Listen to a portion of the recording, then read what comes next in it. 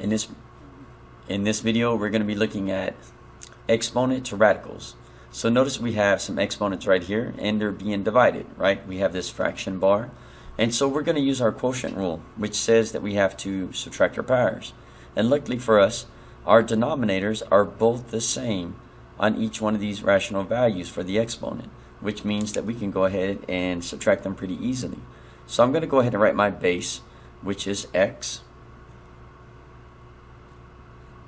And then I'm going to write my first power for my numerator, 7/3. Now do remember that whenever we have division going on, we use the quotient rules, which says we have to subtract our powers. So I'm going to go ahead and put a minus sign, and I'll be subtracting the power that's on the denominator's base. And notice they are the same base, so we can go ahead and subtract these powers from one another. And so therefore, if I do the math here, I have 7 minus 2, and that leaves me with 5.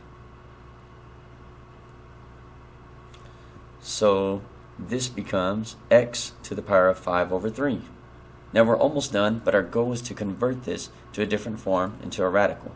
So now what we're going to do is we just need to recognize that this top value here represents the exponent of the radicand, and this bottom value is going to represent our index. So I'm going to go ahead and convert this real quick. So what we end up with is a radical that has an index of 3, and then we have x to a power of 5.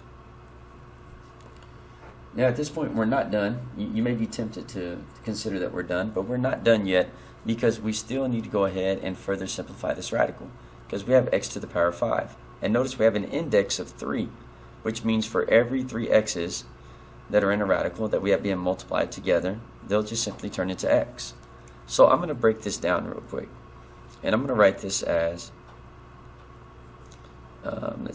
x times the square root of x times x times x times x. Notice I have this 5 times. 1, 2, 3, 4, 5. Now technically these are all a cube root, so they are, and I was saying square, but they're all a cube root. So we have that index of 3 on every one of these. And so what I'm going to do is, since we have an index of 3, I'm going to circle 3 of them, and they'll just convert to the radicand. In other words, the value that's inside of the radical. So this just becomes x. And then notice we have 2 over here that are left over. So those 2, I'll just put them back together and write them at the end.